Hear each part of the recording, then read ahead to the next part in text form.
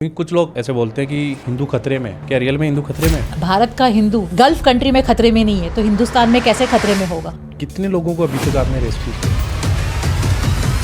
एक नरेश नाम का लड़का था, मुझे कॉल किया कि मैडम हम लोग तो यहाँ पे 7,000 लोग हैं। मैंने बोला 7,000? खाने को खाना नहीं है, दवाइयाँ नहीं है। तो 7,000 जितने भी थे सब इलीगल में आ गए थे? सब इलीगल थे। 2 लोगों की डेथ भी हुई है। तो एक ने फांसी लगा ली थी क्योंकि परेशान हो गया था, घर जाने के लिए कोई रास्ता नहीं नजर आ रहा था, और दूसरे की हार्ट अटैक से हो गई थी। उसमें सिर्फ इंडियंस नहीं थे, नेपाल, बांग्लादेशी, इंक्लूडिंग पाकिस्तानी, इजिप्शियन थी। तो वहाँ पे जैसे हम रोटी खाते हैं, वहाँ पे खबूस बोलते हैं। कैंप्स में भेज दिए तो वो लोगों ने मुझे उस टाइम पे वीडियो कॉल पे बताया कि हम पानी में डुबा के खा रहे हैं।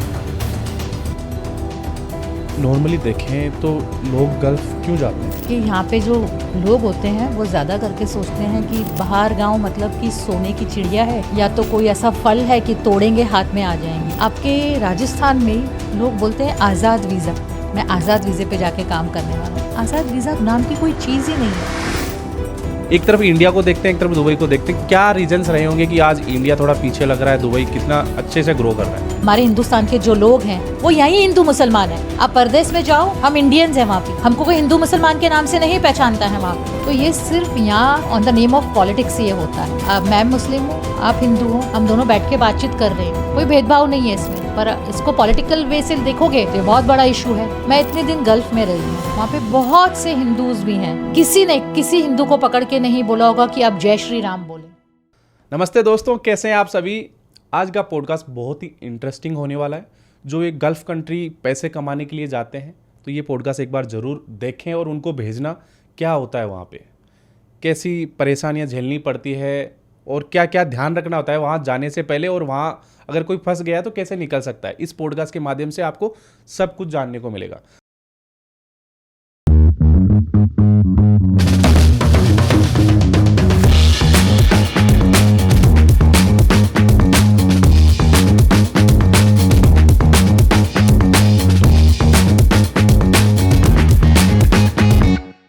तो आज हमारे साथ हैं साहिन जी। स्वागत है आपका वाईटी महेंद्र पॉडकास्ट में। Thank you so much for having me. मुझे बुलाने के लिए और पॉडकास्ट करवाने के लिए मैं बहुत बहुत शुक्रिया अदा करूँगी, ताकि मेरी आवाज़ बहुत से लोगों तक पहुँचे और उनको पता चले रियली में वहाँ होता क्या है। क्योंकि इस टॉपिक पे मेरे हिसाब से कोई बात नहीं कर रहा, बहुत कम लोग बात करते हैं। हाँ, वहाँ से जो आते हैं पैसा कमा के वो भी नहीं बात करते, और जो दुख परेशानी से आते हैं वो भी नहीं बात करना चाहते हैं। क्योंकि वो हो गया ना, गवर्नमेंट के खिलाफ जाने वाली बातें हो गई। तो जहाँ तक अभी तक जिन लोगों को मैंने हेल्प किया, गवर्नमेंट के खिलाफ कुछ नहीं होता। उनको ये प्रॉब्लम होता है कि हमारी जो परेशान होके आते हैं वो सोचते हैं भाई हमारी फैमिली में किसी को पता नहीं चले, हम लोग ये चैनल से आए हैं, हमको ये परेशानी है, इज़्ज़त का सवाल हो जाता है।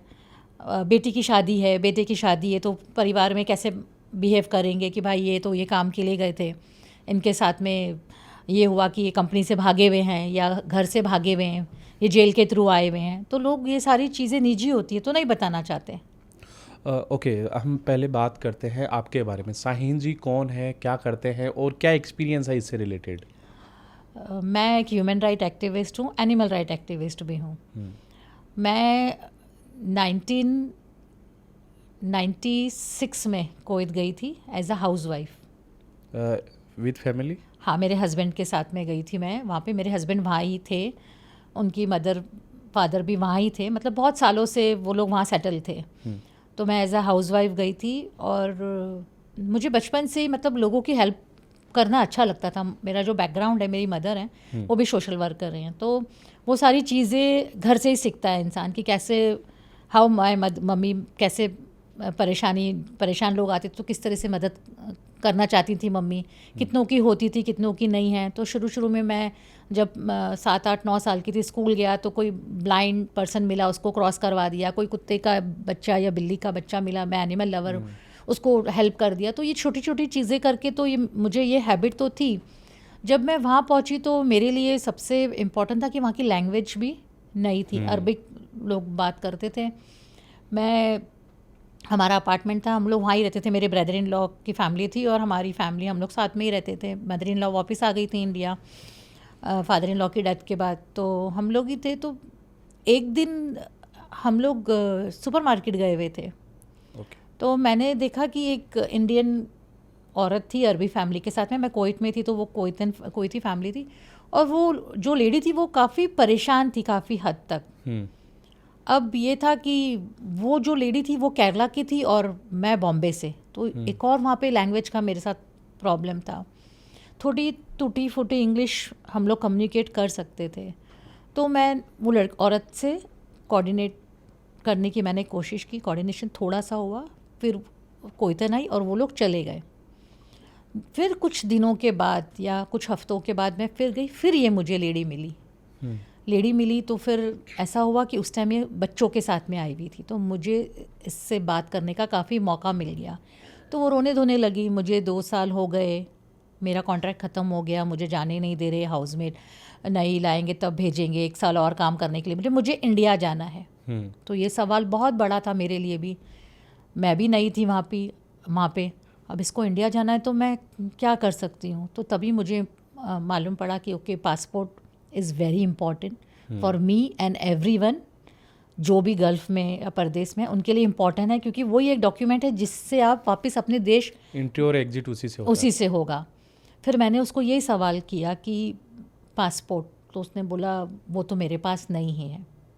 और मैं उस ज़माने की बात कर रही हूँ जब मोबाइल वगैरह नहीं हुआ करता था, घर में सिर्फ लैंडलाइन हुआ करती थी। तो मैंने उसको मेरा लैंडलाइन नंबर दिया और कुछ काम के लिए मैं इंडियन एम्बेसी गई थी। वहाँ से मैंने थोड़ी जानकारी ली, थोड़ी आपस में गूगल वगैरह तो उस टाइम हम लोग यूज़ नहीं करते थे। तो फिर पता चला कि आउट पास बनते हैं। आउट पास एक इमरजेंसी पासपोर्ट होता है, जिनके पास पासपोर्ट नहीं होते तो वो एग्ज़िट करवा देते हैं इंडियन एम्बेसी वाले। ओके, लेकिन वहाँ शायद कुछ रिपोर्ट करना पड़ता है पहले। वहाँ आप जाके बताएं आपको ये प्रॉब्लम है, और उस बिहाफ पे वो लोग वो आउट पास बना देते हैं। और अगर आपके ऊपर कोई केस नहीं किया हो, आपका नसीब अच्छा हो, आपके स्पॉन्सर ने चोरी का केस नहीं डाला हो, सिर्फ अब्सकॉन्डिंग भाग गया केस डाला हो, तो वो फिर उस एक चैनल होता है कि आपको डिपोर्ट किया जाता है, तो डिपोर्ट कर देते हैं, पर फिर आप वापस कुवैत नहीं आ सकते। तो मैंने उसको उस टाइम पे मुझे जितना मालूमात था मैंने उसको हेल्प किया, और फिर उसने जाके मुझे इंडिया से कॉल किया कि मैं इंडिया आ गई हूँ। तो that was my first case. उसके बाद तो मुझे फिर ऐसा लगा कि ये तो बहुत इंटरेस्टिंग है, और मतलब अगर मेरे से अगर मैं ऐसे लोगों की हेल्प करूं, फिर उसके बाद तो मैंने बहुत सारे काम किए। और ऐसे नहीं बोलूँगी कि मैं अकेली करती हूँ, बहुत से लोग हैं करते हैं, पर हाईलाइट नहीं होते या उन्होंने उस लेवल पे काम नहीं किया होगा। मेरा जो सबसे इम्पॉर्टेंट है, मैं सबको इस ब्रॉडकास्ट के ज़रिए बताना चाहूँगी, आपको किसी की मदद करनी है ना, उसका फॉलोअप ज़रूर लेना। आप अगर फॉलोअप लेते रहोगे ना तो वो इंटरेस्टिंग होता है काम, और वो फिनिश बहुत अच्छे पॉजिटिव वे में हो जाता है। आप बोलोगे नहीं, मुझे बस इतना मालूम पड़ा कि ये फंसा हुआ है या इसको ये प्रॉब्लम है, उसके बाद आपने उसको कभी कुछ टच ही नहीं किया, और आप बोलोगे कि एंड ऑफ द डे आपको क्रेडिट मिल जाए, तो ऐसा नहीं होता है। क्रेडिट के लिए भी मत करो, अपने मन की शांति के लिए। मुझे नहीं पता कौन है ऊपर बैठा, उनको अपनी शक्ल दिखाने के लिए अच्छे से उसको कंप्लीट करो, तब आता है मज़ा, तब सुकून से नींद आती है। तो कितने लोगों को अभी तक आपने रेस्क्यू किया है? मैं हाईलाइट हुई थी कराफी के केस से, मेरे ख्याल से 2018 या 19 का कुछ केस होगा वो। जैसे मैं आपके यहाँ आई हूँ तो वहाँ पे एक बिजनौर, उस टाइम पे तो ये सब सोशल मीडिया शुरू हो गया था, बिजनौर न्यूज़ वाले थे, फेसबुक के माध्यम से मैंने कुछ काम किया था यूपी का, और वो बिजनौर का था। तो उन्होंने बोला शाइन मैडम आप आइए, लाइव आइए। तो मैं लाइव चली गई। तो उस टाइम पे कराफी का इशू बहुत हाईलाइटेड था, मुझे पता भी नहीं था।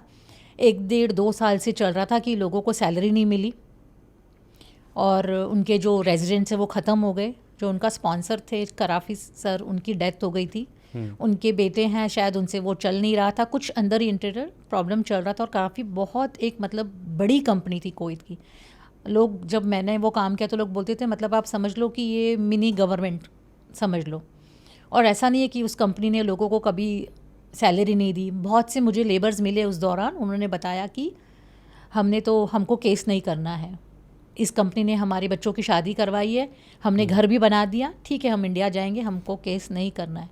तो मुझे एक नरेश नाम का लड़का था, आज भी मेरे से कांटेक्ट में है, उसने मुझे फेसबुक बिजनौर वालों से नंबर लेके मुझे कॉल किया कि मैडम हम लोग तो यहाँ पे 7,000 लोग हैं कैंप में और हमारी ये परेशानी है। तो मैंने बोला 7,000, खाने को खाना नहीं है, दवाइयाँ नहीं है, क्योंकि जो यहाँ से जब जाते हैं हम लोग वीज़ा लगता है, उसके बाद रेजिडेंट होता है हमारा 2 साल का या 3 साल का या 1 साल का। जब तक वो वैलिड है तब तक आप दवाई ले सकते हो, मतलब आप लीगल हो।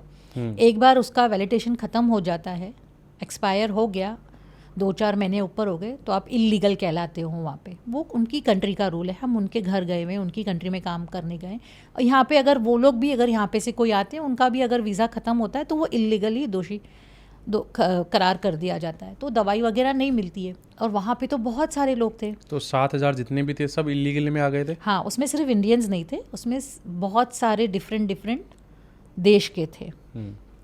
फिलीपींस के भी थे, नेपाल, बांग्लादेशी, इंक्लूडिंग पाकिस्तानी, इजिप्शियन और मेरे ख्याल से नेपाली, बहुत सारी कंट्रीज़ के थे। वो एक कैंप की बात कर रही हूँ। करावी के ऐसे 2-4 कैंप और भी थे।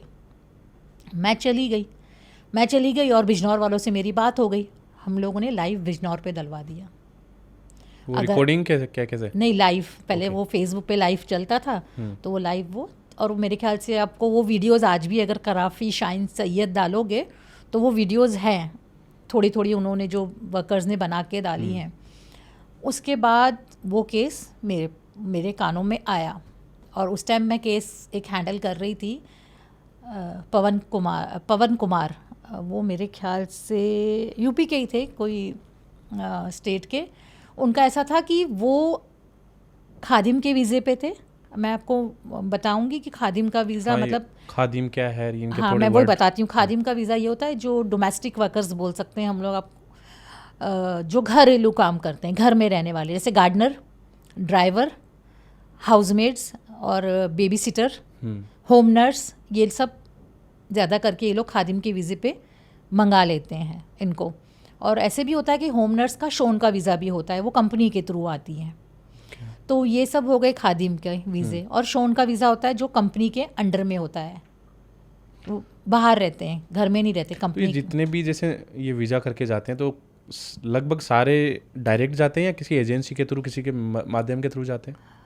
ऐसा होता है most of the time agency के थ्रू ही जाते हैं। एजेंसी भी पैसे लेती है उनसे और गारंटी देती है भाई वहाँ पे आपको जॉब वॉब मिलेगा, एजेंसी के थ्रू जाते हैं। पर आजकल का जो जनरेशन है उसमें से ये गूगल वगैरह कर लेते हैं, उनकी वेबसाइट पे जाके कुछ हैं, मतलब 1-2% जो डायरेक्ट भी चले जाते हैं। ओके। मैं आपको पवन कुमार के केस के बारे में बताऊंगी। पवन कुमार लॉन्ड्री में काम कर रहे थे। उसका बहुत हाईलाइट केस हुआ था, क्योंकि 4-5 साल उसको हो गए थे और उसको घर जाने को मिल नहीं रहा था, क्योंकि पासपोर्ट था उसका कफील के पास, और कफील ने उसके ऊपर चोरी का इल्ज़ाम लगाया हुआ था। किसका नाम है? स्पॉन्सर। अच्छा, वो अरबी वर्ड है क्योंकि हम लोग वहाँ रहे, तो स्पॉन्सर था उसने, स्पॉन्सर ने उसके ऊपर चोरी का केस लगाया हुआ था। चोरी इस बात की, उसने चोरी की नहीं थी, वो जो स्पॉन्सर था उसका उसी की लॉन्ड्री थी और ये लॉन्ड्री में काम करता था। इसकी लॉन्ड्री में अपने स्पॉन्सर के साथ हाथापाई हुई, इसने दोनों की आपस में तू मैं हुई और एक लॉन्ड्री छोड़ के चला गया। तो स्पॉन्सर था थोड़ा सा ख़राब, जैसे 5 फिंगर्स अपनी 5 उंगली बराबर नहीं है, कुछ अच्छे भी होते हैं कुछ बुरे भी होते हैं। तो उसने इसके ऊपर 2,500 कोईती दिनार चोरी करके भागा, केस डाल दिया। अब अगर आपको पता है एक बार केस हो तो कोर्ट से ही एंड होता है वो। तो उसके ऊपर केस चल रहा था पवन कुमार का, और ये रोज़ाना लाइव जाता था। तो उस लाइव के ज़रिए ये मुझे भी मिला था पवन कुमार, और इस पवन कुमार को मैं इंडियन एम्बेसी लेके जाने वाली थी, क्योंकि ये मुझे बार बार फ़ोन करके बोलता था दीदी मेरी ईयरिंग की डेट नहीं आई है। तो मैंने इसका सिविल आईडी ले लिया था, जैसे हमारा आधार कार्ड है वहाँ पे सिविल आईडी चलता है।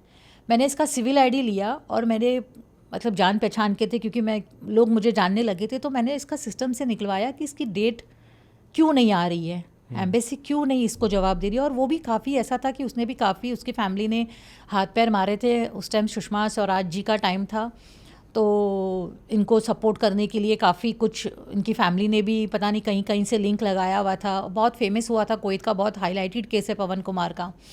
तो इस मेरे से केस में आने से पहले इसको फ्री लॉयर इंडियन एम्बेसी ने दे रखा था।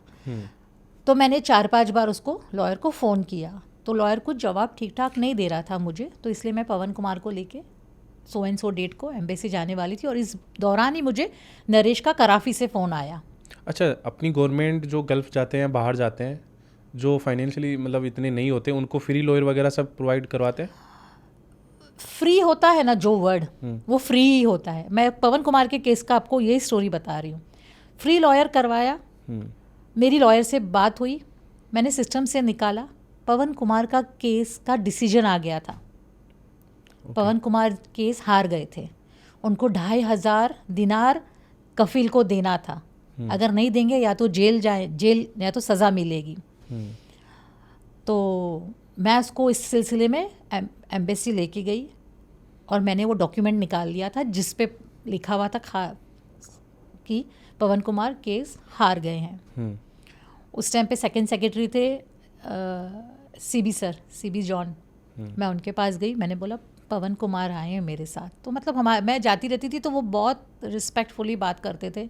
उनको पता था कि जेन्युइन लेडी है, किसी से पैसे वैसे लेती नहीं है काम करने का, इसको ऐसे भूत सवार रहता है। मैंने बोला इसके केस के बारे में बताइए क्या हुआ, लॉयर को फ़ोन कीजिए आप। तो उन्होंने लॉयर को फ़ोन किया, तो फर्स्ट चीज़ लॉयर ने उनको बोली, वो एक लेडी घड़ी घड़ी फ़ोन कर रही है। तो उन्होंने बोला कोई बात नहीं, वो सोशल वर्कर है। तो उन्होंने बोला केस का क्या हुआ, तो लॉयर वहाँ से गोलमोल करने लगा। मैंने सीबी सर को बोला फ़ोन रख दीजिए। मैंने डॉक्यूमेंट दिया, मैंने बोला इसको ट्रांसलेट करके आप पढ़वा लो। तो वो ट्रांसलेटर ढूंढने लगे एम्बेसी में, तो शायद वो लंच टाइम था तो नहीं था ट्रांसलेटर। तो फिर मैंने एक हमारे जान पहचान वाले कोई थे, मैंने उनको व्हाट्सएप पे कॉपी भेजी। मैंने बोला मैं आपका फ़ोन स्पीकर पे रख रही हूँ, इंडियन एम्बेसी में हूँ, ऑफिसर हमारे सामने, इसमें जो लिखा है आप प्लीज़ इंग्लिश में ट्रांसलेट करके बताएं। तो उसमें लिखा हुआ था इसको 2,500 दिनार भरने हैं, ये केस हार गया है, नहीं तो इसको सज़ा हो जाएगी। तो वो लोग एकदम चौंक गए, चुप हो गए। केस सॉर्ट भी हुआ, पैसे भी भरे, पवन कुमार वापस भी आया। उस दौरान मैंने ये जो नरेश ने मुझे फ़ोन किया था, मैंने कराफी की बात करी। मैंने बोला सर ये कराफी कंपनी का ऐसा ऐसा इशू है। तो वो मेरे ऊपर हंसे, वो बोलने लगे मुझे ना आप पे बहुत तरस आता है, क्योंकि आप सब आड़े टेढ़े सब केसेस उठा लेते हो कुछ भी, मतलब। तो मैं कॉफ़ी सर्व किया था, कॉफ़ी पी के मैं उठ के दरवाज़ा खोला, और पता नहीं उस टाइम मेरे दिल में क्या, मैंने बोला सर अभी मेरे हाथ में आया है केस, छुटकारा तो दिलवाऊंगी। और कुछ इंडियन एम्बेसी वाले जब हम बोलते हैं हम केस कर रहे हैं, तो उनको उस चीज़ का भी बुरा लग जाता है। केस तो केस है, या आप करो या हम करो। अगर आप अच्छे से करोगे तो हम जैसे लोग क्यों पैदा होंगे, हम जैसे लोग करेंगे क्यों? आपका फ़र्ज़ है, आप कीजिए ना। हमको कोई शौक और मेडल तो दे रही नहीं है government, correct? I am wrong? मैं बस हंसते हुए बोल के निकल गई दरवाजे से कि मैं हैंडल करूँगी। भाई आप करते तो हमें क्यों नौबत आई ये करने की? यही मेरा बोलने का मतलब है। वो मेरे पे हंसे, मुझे वो गुस्सा आ गया, मेरा ईगो हर्ट हो गया। ऐसे कैसे हो सकता है, वहाँ पे इतनी सारी लाइफ्स हैं। मैंने नेपाल एम्बेसी को कांटेक्ट किया, मैंने बांग्लादेशी एम्बेसी को कांटेक्ट किया कि कैसे इसको करेंगे। तो किसी के पास एम्बेसी की एक बाउंड्री होती है, मतलब वो दायरे से बाहर जाके काम नहीं कर सकते। हम जैसे लोगों की कोई बाउंड्री नहीं है, या तो हम डिपोर्ट हो जाएंगे ज़्यादा से ज़्यादा, या कुछ पेनल्टी होगी, पर हम दिल खोल के काम कर सकते हैं। कराफी केस से मैंने पहली बार सोशल मीडिया को यूटिलाइज़ करना शुरू किया।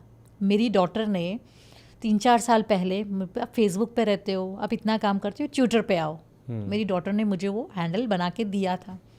तो मैंने फिर कराफी कंपनी वालों से मैं गई, 2-4 बार इंटरव्यू हुआ, मैंने उनके मैनेजर से बात की। तो ये जो आप बात बता रहे हो अभी लास्ट 4-5 ईयर की है? हाँ। आपके राजस्थान के भी बहुत लोग थे कराफी कंपनी के, आपके राजस्थान के बहुत सारे लोग मुझे जानते भी हैं। तो मैंने उससे बात की, उन लोगों से आके, उनके मैनेजर थे कोई अहमद नाम के, उनसे बात की। तो वहाँ पे जैसे हम रोटी खाते हैं, वहाँ पे खबूस बोलते हैं। एक पैकेट रोटी का होता है, उसमें 5 रोटी होती है, मोटी मोटी रोटी होती है, उसको गर्म कर लो, 3 दिन फ्रिज में रख सकते हो, गर्म करो तो फिर सॉफ्ट हो जाती है। तो वहाँ पे ट्रेडिशन है ये। जैसे हमारी चपाती होती है वो खबूस होती है। तो उन्होंने 2-3 टेम्पो भर के खबूस के डिफरेंट कैंप्स में भेज दिए। तो वो लोगों ने मुझे उस टाइम पे वीडियो कॉल पे बताया कि हम पानी में डुबा के खा रहे हैं। ये वाली नौबत है, दवाइयाँ हमारे पास है नहीं। मैं कैंप में चली जाती थी उठ के, और मैं वो फर्स्ट लेडी होंगी शायद जो ऐसे जेंट्स के कैंप में, वो भी जहाँ पे जिनके अकामे वगैरह नहीं हो, मैं ऐसे चली जाती थी मेरे हस्बैंड को लेके। तो फिर मैंने बोला ये तो गलत है। एम्बेसी में ईमेल कर करके थक गई। हालांकि सुषमा मैम के ऑफिस में मैंने तकरीबन 5 बार कंटिन्यूसली फ़ोन किए 5 दिन। तो वहाँ से हेल्पलाइन थी उस ज़माने में, तो ओके हम लोग करवाते हैं। फिर मैंने वहाँ पे होटल्स जो इंडियन ओनर्स थे उनको जाके मिली। मैंने बोला आपके पास जो रात का खाना बचता है वो मुझे दे दो, मैं कैंप में पहुँचा दूँगी। तो वो भी किसी ने सपोर्ट नहीं किया। फिर थोड़ा सा मेरा दिमाग हिलने लगा। मैंने बोला ऐसे इनको इंसाफ नहीं मिलेगा। मैंने इन 45 वर्कर्स को कराफी के मेन ऑफिस में भूख हड़ताल पे बिठा दिया कि आप भूख हड़ताल करो। ठंडी का टाइम था। वहाँ पे एक पंजाबी स्पोर्ट क्लब चलता था, गुरुद्वारा की तरह ही था, नाम ऐसे दिया हुआ था, छोटा मोटा वहाँ पे भजन वगैरह होता था, लोग दान भी करते थे, प्रसाद भी बढ़ता था। मैं यही सोच रही थी 45 लोगों को बिठा दिया। वो सबका एग्रीमेंट भी खत्म हो चुका था, सब इलीगल थे। उस दौरान पुलिस भी पकड़ के लेके गई है इनको। मैंने एम्बेसीज में कॉल किया, फिर सीबी सर अलर्ट हुए, फिर उनको छुड़ा के भी लाए। मतलब बहुत सा प्रोसीजर हुआ है उस चीज़ में। 2 लोगों की डेथ भी हुई है। एक मेरे ख्याल से एक ने फांसी लगा ली थी क्योंकि परेशान हो गया था, घर जाने के लिए कोई रास्ता नहीं नज़र आ रहा था, और दूसरे की हार्ट अटैक से हो गई थी डेथ। फिर मैंने गुरुद्वारा ही बोल सकते हैं, वो एक्सपोर्ट्स क्लब के अंडर में वो कर रहे थे। तो मैंने उनको फ़ोन किया, मैंने बोला मुझे कुछ लोगों के लिए खाना चाहिए। तो उन्होंने बोला ये तो हम नहीं करते, हम प्रसाद बांटते हैं, प्रसाद देते हैं। तो मैंने बोला ठीक है ना, 45 डेज़ 50 डेज़ प्रसाद मत बांटना, लोगों को खाना दो, वही प्रसाद समझ लो, दाल रोटी तो दे ही सकते हो। फिर वो लोगों ने हमको 45 डेज़ कुछ लोगों के लिए खाना दिया, प्रोवाइड किया। फिर ऐसे दूसरे लोगों को मैंने इन्वॉल्व किया, हम मुझे कंबल चाहिए तो कंबल दिलवाए। और 45 लोग जो हंगर स्ट्राइक पे बैठे हुए थे, मैंने आज तक नहीं बोला, मैं उनको भी खाना पहुंचवा रही थी वो गुरुद्वारे के थ्रू, उनको भूखा नहीं रखवाया मैंने। और फिर वो वीडियोस मैंने ट्विटर पे ट्वीट करना शुरू करी। जब मैं ट्विटर पे वीडियो ट्वीट करती थी तो एक बार सुषमा स्वराज जी के हैंडल पे गई और वहाँ पे रिप्लाई में मैंने कुछ लिखा। वहाँ से मैं कनेक्ट हुई टाइम्स ऑफ इंडिया के, उस टाइम पे मेरे ख्याल से स्पेशल एडिटर थे सुशील राव। उन्होंने मुझे ताबड़तोड़ डीएम किया, बोला आपका नंबर दो, वो हैदराबाद से हैं, आज भी मैं कनेक्टेड हूँ उनसे। तो मुझे लगा कि कोई क्या हेल्प करेगा। उस दौरान मेरे फादर जो थे बॉम्बे हॉस्पिटल में एडमिट थे, मैं बॉम्बे आई थी। मैंने बड़े बड़े न्यूज़ मीडिया वालों को कांटेक्ट किया, ऐसी स्टोरी है, लोगों ने मेरा इंटरव्यू भी लिया, पर वो कहीं भी पब्लिश नहीं हुआ कहीं भी। और बड़े बड़े नामचीन चैनल्स की बात कर रही हूँ, पर सुशील राव सर ने मेरा नंबर लिया। मुझे विश्वास नहीं आया कि ये इंसान ये आर्टिकल छाप देगा। 4 दिन के बाद वो आर्टिकल आया न्यूज़पेपर में, और वहाँ से लोगों को पता चला कि शाहीन सैयद है, ह्यूमन राइट एक्टिविस्ट है, सोशल वर्कर है, वो कराफी वर्कर्स को हेल्प कर रही हैं।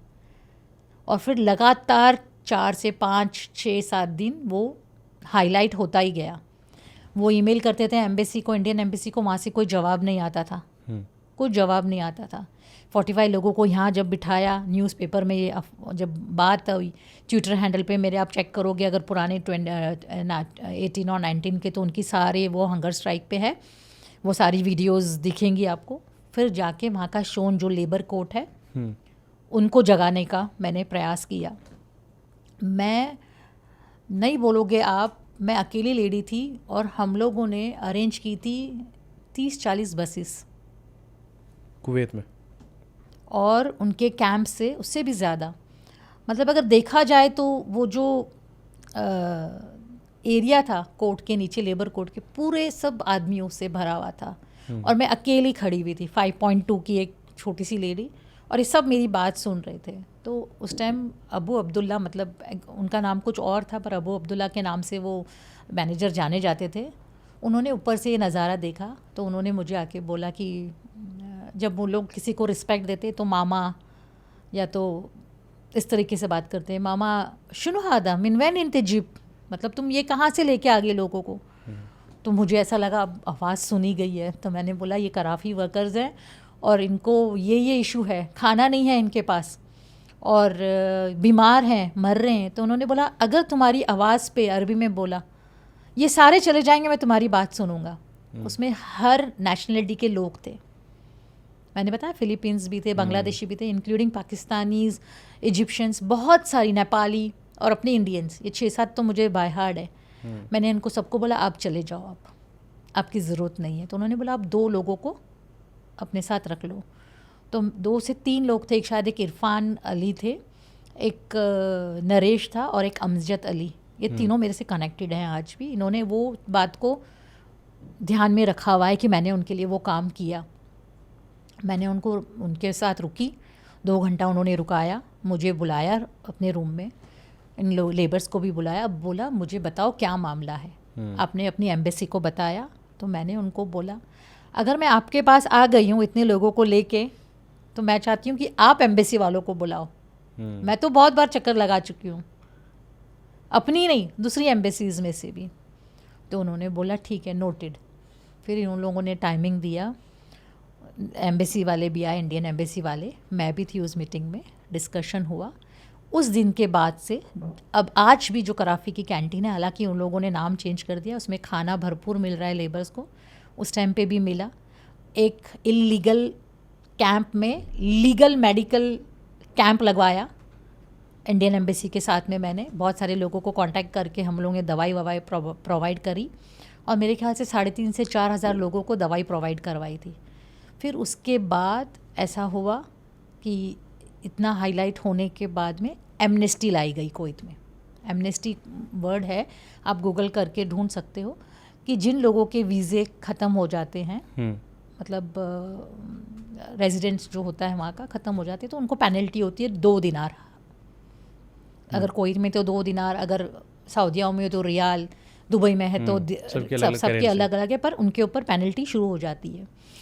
तो जैसे कि इलीगल बढ़ जाते हैं तो इवन की गवर्नमेंट को पता होता है कि इतने लोग इलीगल हैं यहाँ पे, वो बढ़ गए हैं, तो एमनेस्टी आई और उस एमनेस्टी में ये जो वर्कर्स अपने इंडिया गए और उनमें से कितने लोगों को इंडियन एम्बेसी ने फ्री टिकट दिया था, वो अपने अपने घर पहुँचे। तो ये थी कराफी की कहानी।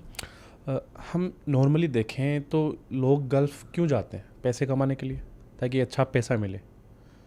अब वहाँ जाने के बाद उनके साथ ऐसी क्या क्या चीज़ें हो जाती है जो उन्होंने सोच के यहाँ से जाते हैं, भाई अच्छा काम मिलेगा, अच्छी सुविधाएं मिलेगी, अच्छा पैसा कमाएंगे, घर तक भेजेंगे, लेकिन ऐसी नॉर्मल ऐसी बेसिक नीड्स जो वहाँ फुलफ़िल नहीं हो पाती।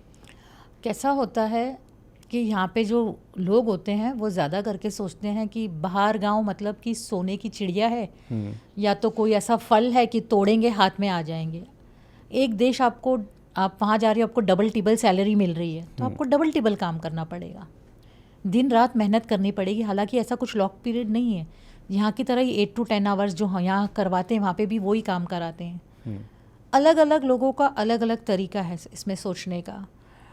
अगर एग्जाम्पल मैं बोलूँ तो कुछ लोग ऐसे भी होते हैं जिनको वापस आना होता है, कि अभी आप समझ लो कि आप ही एक दूसरे कंट्री में जाते हो, है ना, काम करने के लिए, तो आपको पहले तो वहाँ के लोगों से जान पहचान बढ़ाओगे, आपको वहाँ का एनवायरनमेंट अच्छा लगना चाहिए। फिर अगर आपकी फैमिली की याद वाद आती है तो आप इमोशंस को कंट्रोल करना पड़ेगा, ये सारी चीज़ें होती हैं। तो जो लोग अपने इमोशंस को कंट्रोल नहीं कर पाते, मैं न्यू बिगिनर्स की बता रही हूँ, जो आजकल, अभी भी मेरे पास एक फ़ोन आया हुआ था कि उसको तो 9 महीने भी नहीं हुए जाके कोई, और उसको वापस आना है इंडिया। वो बोल रहे हैं मेरे मम्मी की तबीयत ख़राब है, मेरी तबीयत ख़राब है। तो आजकल अगर वो लोग बोलते हैं ना कि मेरी फैमिली में कोई बीमार है, तो वो विश्वास नहीं करते, क्योंकि ये नॉर्मल रूटीन में चल रहा है। और पहले का ज़माना था, मैं भी डिस्कस कर रही थी थोड़ी देर पहले आपकी टीम से, लेटरों का ज़माना था हमारे टाइम का।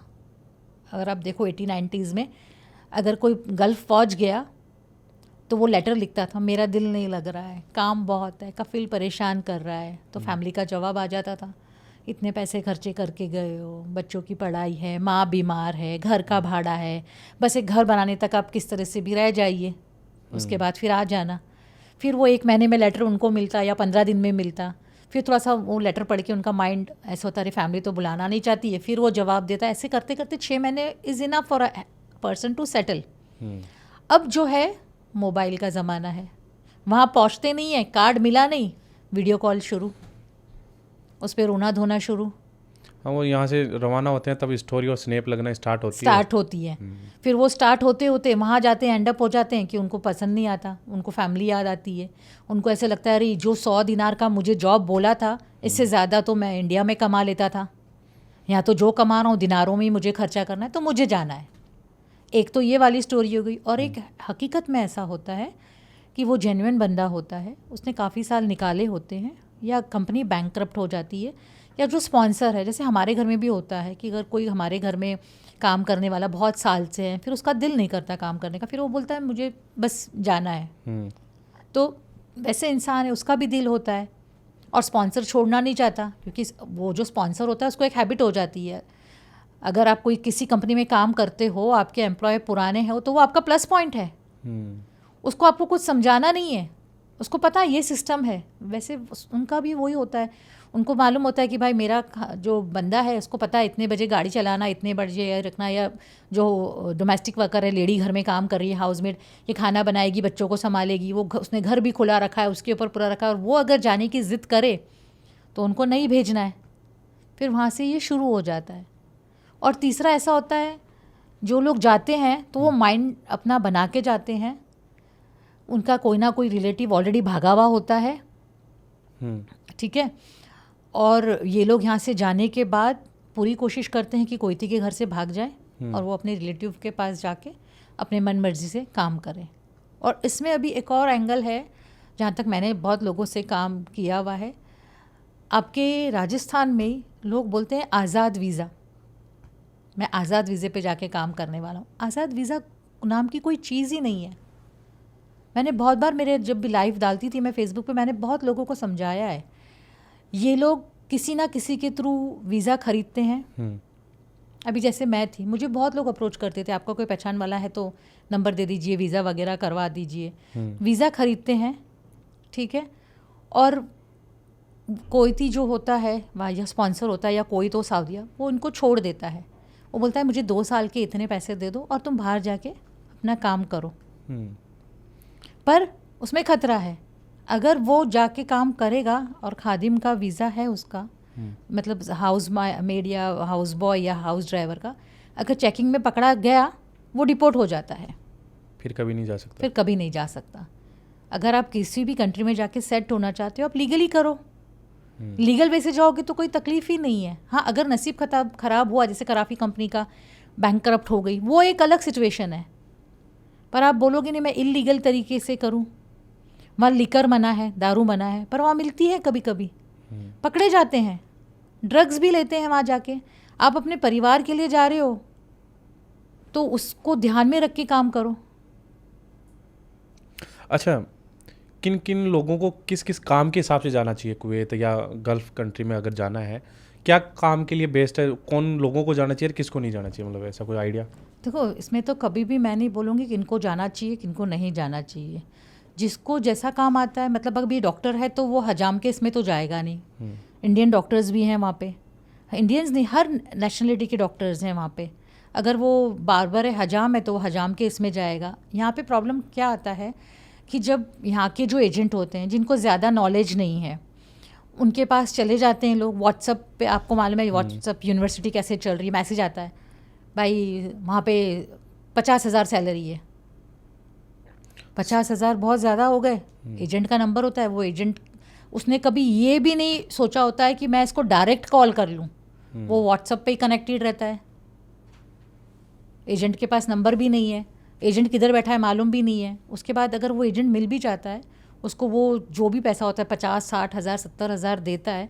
एजेंट उसको बता देता है भाई आप जाओगे वहाँ पे, एक कॉन्ट्रैक्ट भी साइन करवा लेते हैं यहाँ पे कि 2 साल का आपका काम है, इतनी इतनी आपको 100 दिनार, 200, 300 दिनार ये सैलरी है, आपका खाना है और कंपनी की तरफ से घर है। जब वो वहाँ पहुँचता है सिनेरियो अलग रहता है।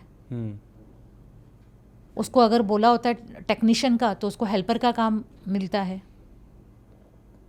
तब जाके भी एक नया प्रॉब्लम हो जाता है। साइन जी, अगर हम बात करें, लोगों के मन में तो रहता है कि बाहर पैसा डबल मिलता है, क्या रियल में पैसा डबल मिलता है?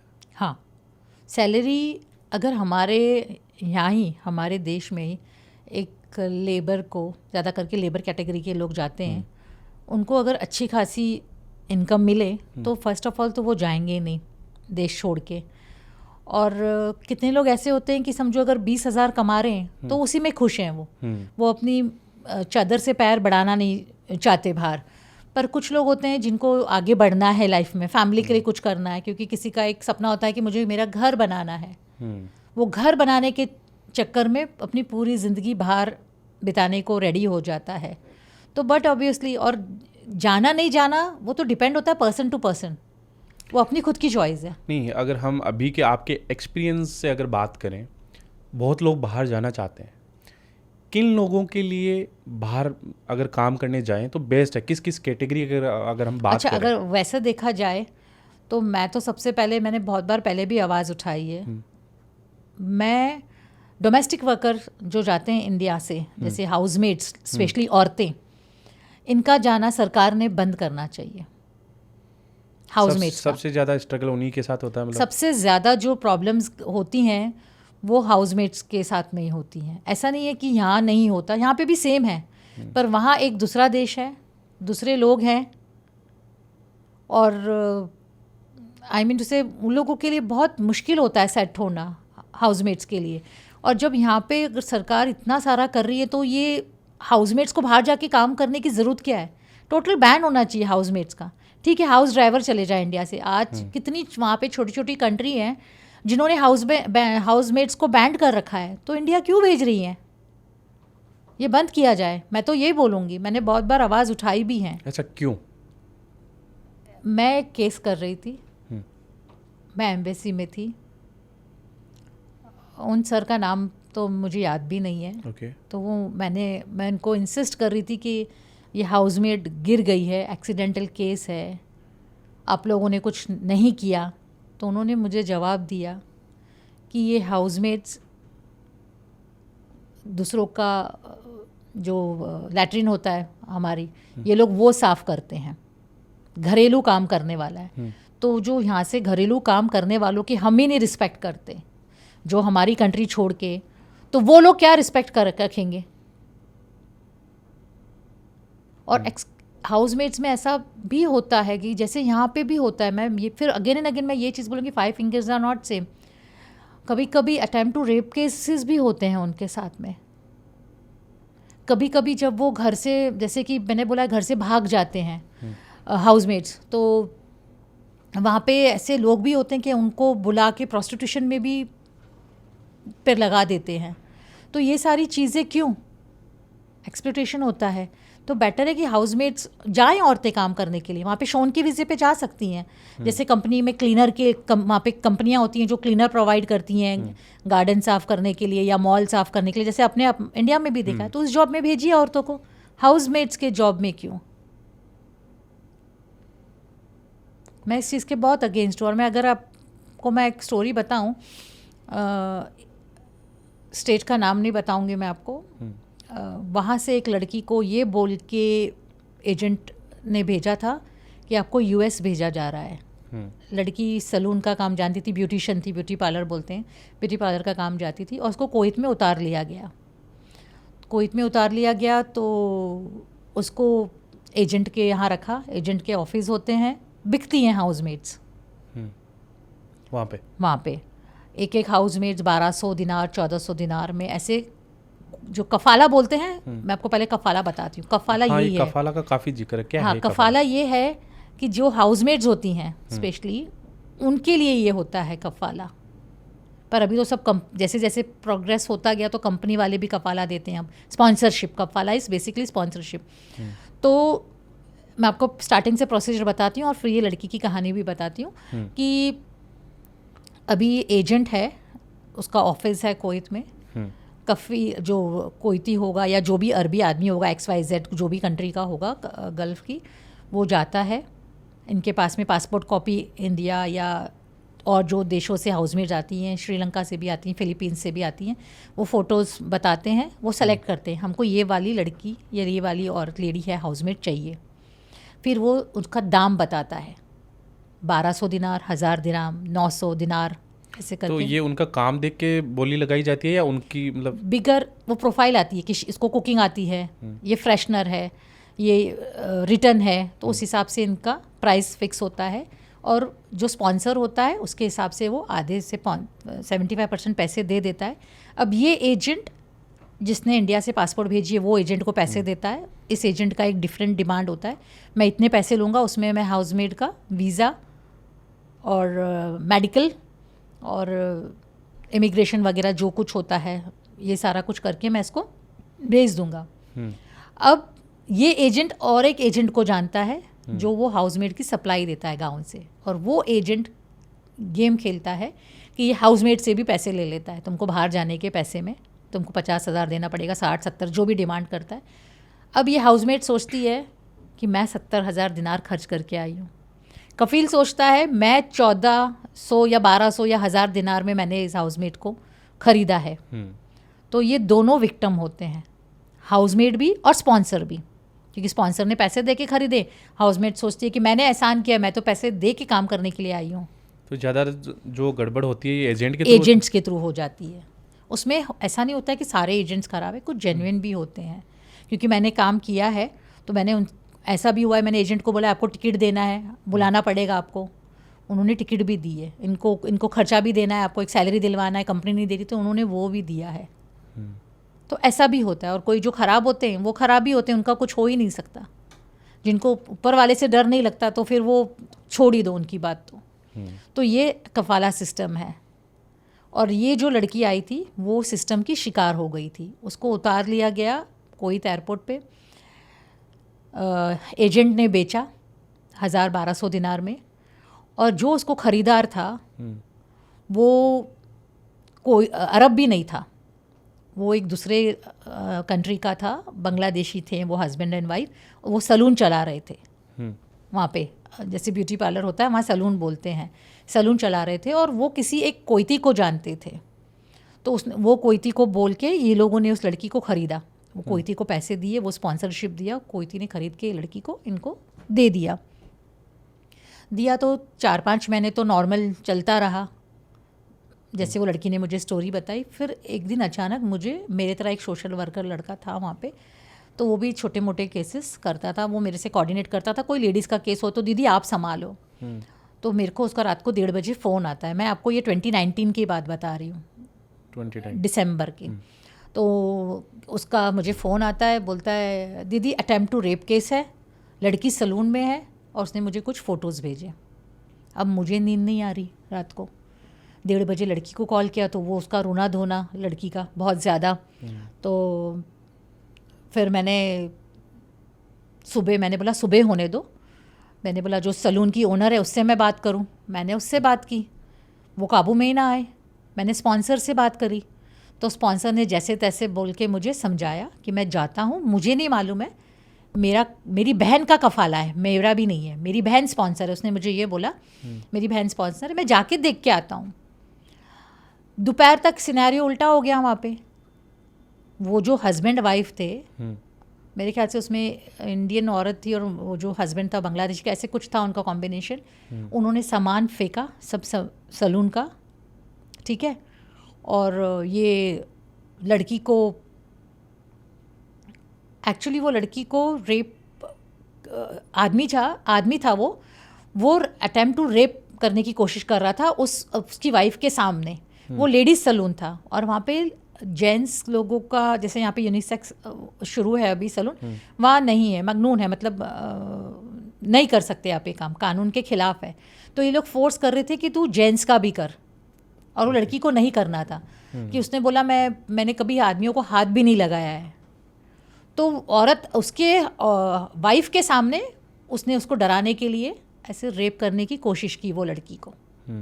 तो उसके हाथों पे पैर पे पूरे निशान वगैरह भी थे, मेरे पास फ़ोटोज़ भी आई थी।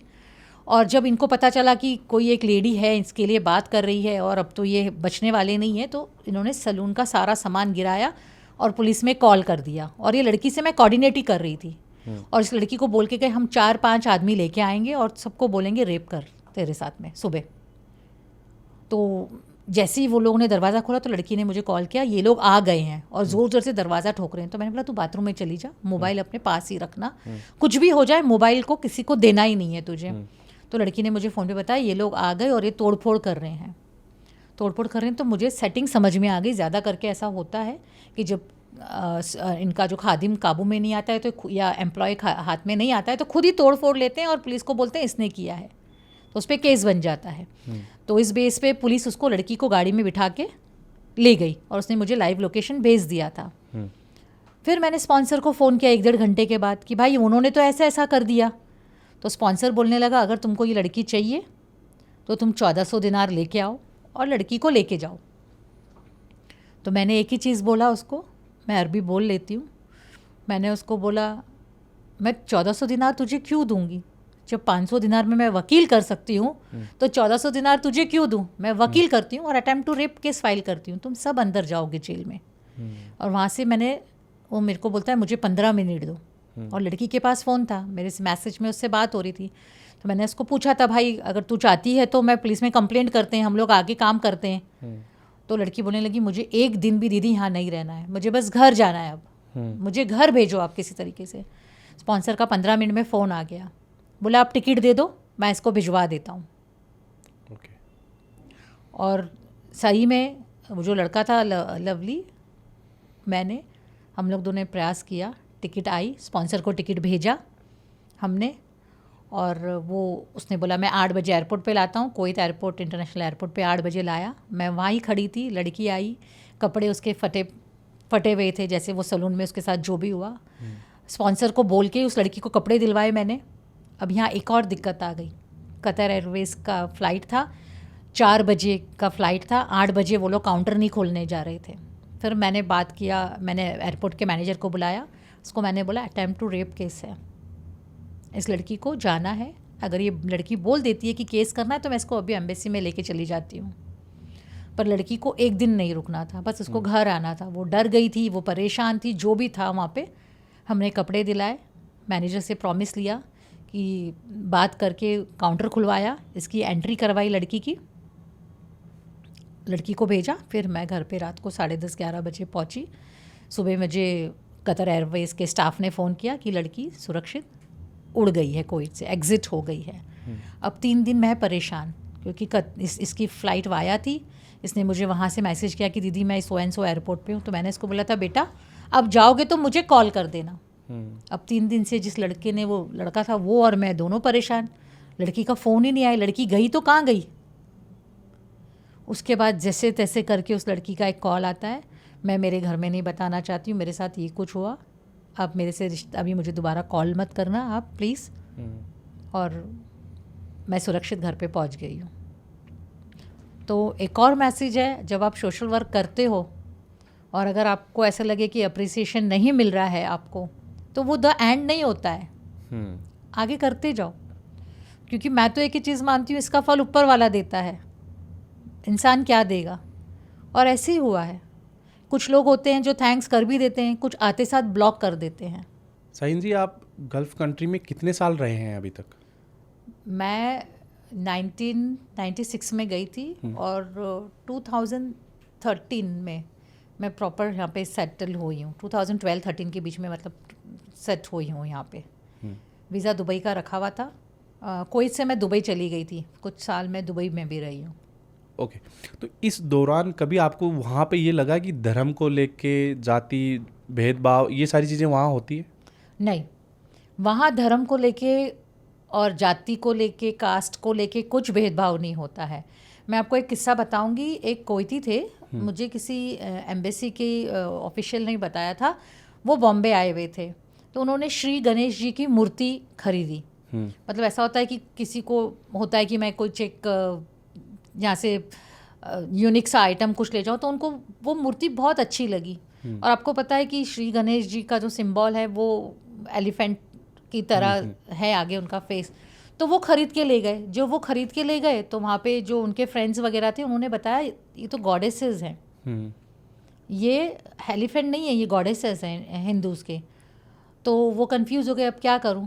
तो जैसे हर जगह पे अलग अलग लोग होते हैं, तो किन्होंने बोला फेंक दो, कुछ कर दो, तो उन्होंने बोला नहीं, अगर ये गॉडेसेस हैं हिंदू के तो मैं बेटर है इसको इंडियन एम्बेसी में दे दूं। तो ले जाके वो इंडियन एम्बेसी में दे के गए।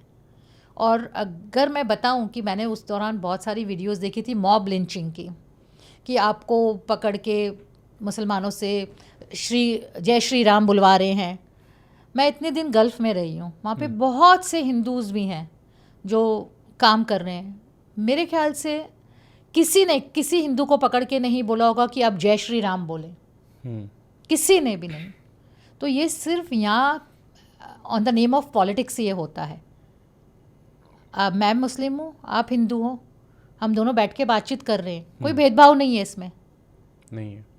चाय भी पी रही हूँ, पानी भी पी रही हूँ, पर इसको पॉलिटिकल वे से देखोगे तो ये बहुत बड़ा इशू है। तो सेम चीज़ एवरीवेयर। तो अपने जैसे देश में अगर बात करें जातिवाद, धर्म, ये इसके अब मेन जड़ पॉलिटिक्स ही है आपके हिसाब से? हाँ, मेरे हिसाब से पॉलिटिक्स ही है, और कुछ नहीं है। ये हमको बिजी कर देते हैं।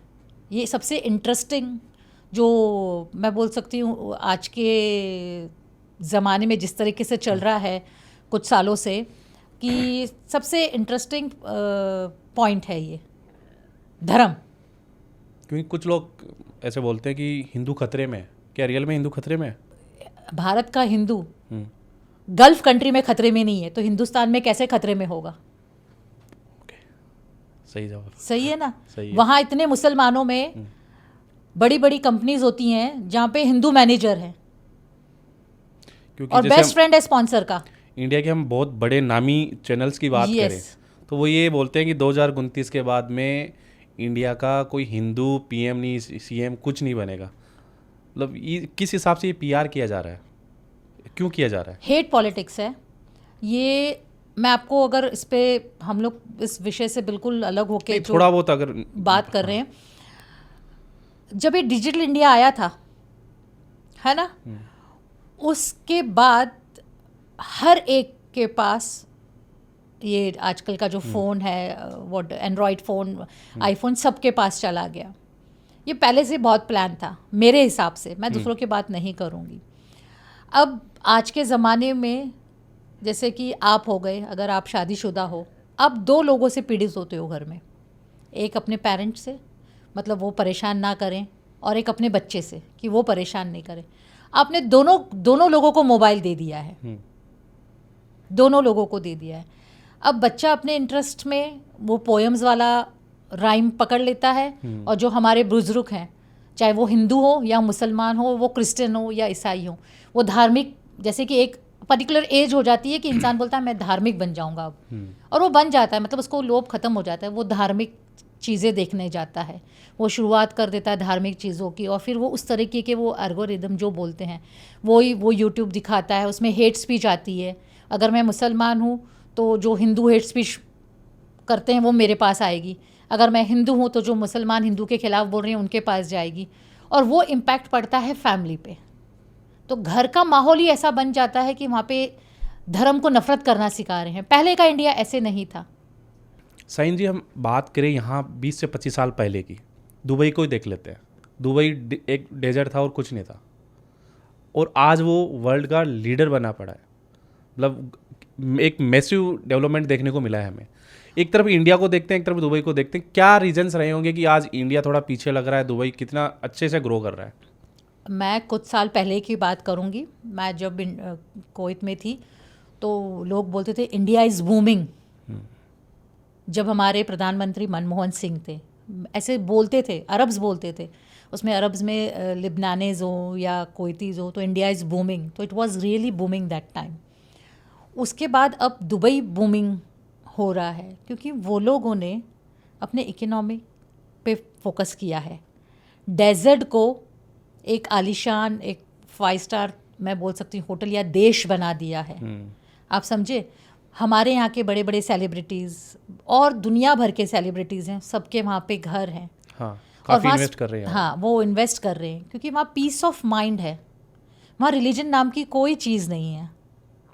सब अपना अपना रिलीजन अपने अपने घर में बनाओ, क्योंकि वो इस्लामिक कंट्री है तो मॉस्क में नमाज़ पढ़ने ज़रूर जाते हैं, वहाँ मंदिर भी है, मस्जिद भी है, गिरजाघर घर भी है, पर वहाँ फाइटिंग नहीं है। और मैं आपको एक इम्पॉर्टेंट चीज़ बताऊँ, हिंदुस्तान का जो हमारे हिंदुस्तान के जो लोग हैं वो यहीं हिंदू मुसलमान हैं।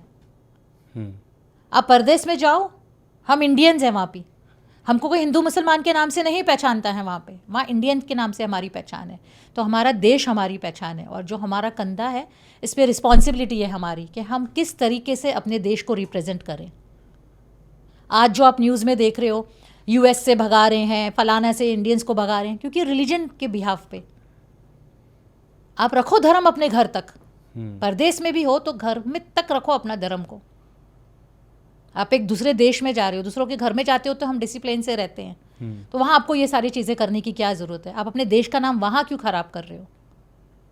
अगर छोटा भी क्राइम करोगे तो या तो हमको अरब देशों में हिंदी के नाम से जाना जाता है, इंडियन के नाम से नहीं, हिंदी। तो हमारी रिस्पॉन्सिबिलिटी है, हम हमारे देश को, हमारी फैमिली को कैसे रिप्रेजेंट करें।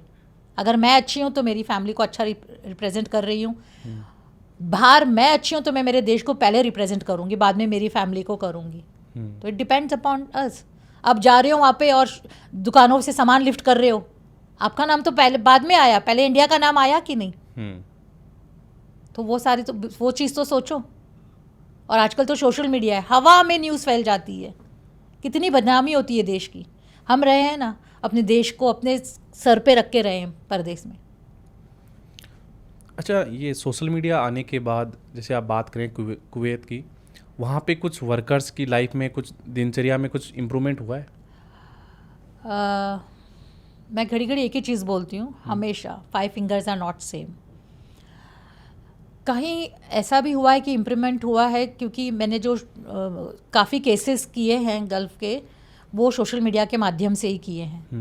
मैंने सी फेरर्स की भी आवाज़ बनी थी मैं, तो वो भी मैंने हाईलाइट इस पे ही किया था, सोशल मीडिया पे, ट्विटर वगैरह पे, इंस्टा पे और फेसबुक पे हैंडल किया था। और ऐसा नहीं हुआ कि सॉल्व नहीं हुआ, ठीक है।